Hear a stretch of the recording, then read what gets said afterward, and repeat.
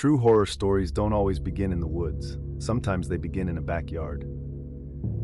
April 1973, Enfield, Illinois. Population, under 1,000. A quiet farming town where nights were dark and neighbors knew each other by name. That's when a man named Henry McDaniel called the police. He said something was outside his home. At first, officers assumed it was a stray animal. Then McDaniel described it, a gray creature, about 5 feet tall, with short arms, pink eyes, and 3 legs. He said it stood near his house, scratching at the door. When he stepped outside and fired a warning shot, it didn't run the way animals run. It bounded, leaping in massive strides, covering what he estimated was nearly 75 feet in just a few jumps, disappearing into the darkness.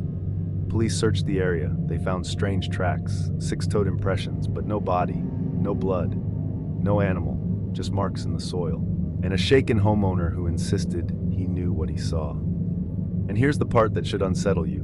Multiple people reported it. Police searched for it. Tracks were found, but nothing was captured. No explanation, no official conclusion. If real cases like this disturb you more than fiction, stay with me, because this wasn't the only time something like this was seen in Enfield. Within days, more reports surfaced. Children claimed they saw something near the railroad tracks. A neighbor reported something moving between houses late at night. Another resident described hearing scratching sounds against their walls. The creature wasn't just being seen, it was following. One report described it chasing a man across his yard. Another claimed it moved in unnatural bursts, crouching low, then springing forward in powerful bounds. Descriptions varied. Some said it had 3 legs. Others insisted it moved on 2 but balanced strangely. The eyes were always mentioned, glowing pink, reflective in the dark. The Illinois State Police became involved. They searched fields and wooded areas. News crews arrived. Small-town Enfield was suddenly national news. Some believed it was a kangaroo. Others said it was hysteria. But those who claimed they were chased, they didn't sound amused. They sounded afraid. The sightings eventually stopped. No creature was captured. No explanation was confirmed. Skeptics called it mass panic. Believers called it something unknown. And then, like many small-town mysteries, it faded.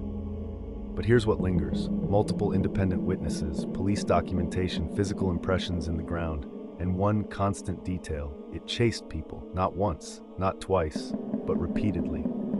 The Enfield Monster wasn't reported as lurking silently in trees.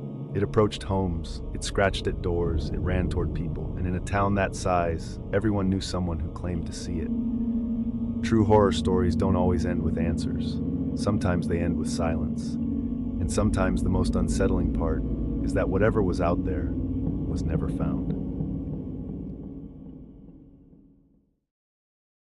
This has been Nightroot Horror, where the stories don't fade, they follow. Until next time, lock your doors, dim the lights, and listen carefully, because something is always closer than you think. I'll see you in the next nightmare.